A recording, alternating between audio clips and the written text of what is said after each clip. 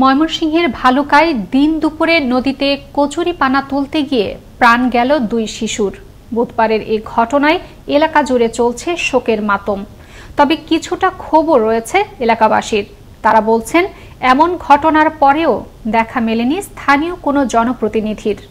ময়মনসিংহ থেকে রফিকুল ইসলাম রফিকের প্রতিবেদনে থাকছে বিস্তারিত। ময়মনসিংহের ভালুকায় 4 দিন আগে একই জেলার 30 সালের নামাপাড়া থেকে মায়ের সাথে নানার বাড়িতে আসে 6 বছরের শিশু মার্জিয়া আক্তার।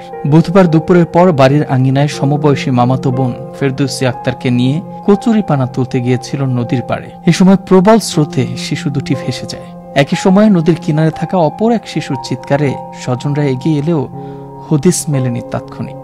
কিছু সময় পর ঘটনাস্থলের অদূরে একটি মাছের ফাঁদে আটকে থাকা অবস্থায় 2 শিশুকে উদ্ধার করে ভালুকা উপজেলা স্বাস্থ্য কমপ্লেক্সে নিয়ে গেলে কর্তব্যরত চিকিৎসক দুজনকেই মৃত ঘোষণা করেন।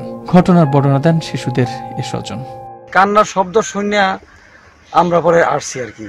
আসার পরে যে পর্যায়ে উদ্ধার করছি, তখন ওই পর্যায়ে বাচ্চা মারা গেছে। বয়স 5 বছর বা 5.5 বছর হবে।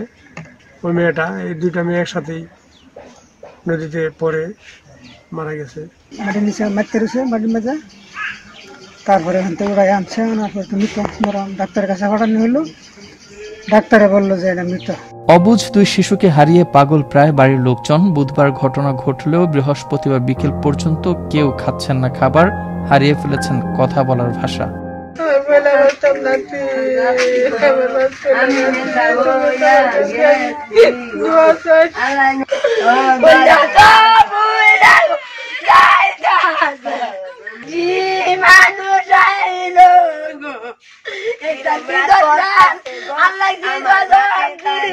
তিন মেয়ের মধ্যে ফেরদৌসী আক্তার ছিল সবার বড়।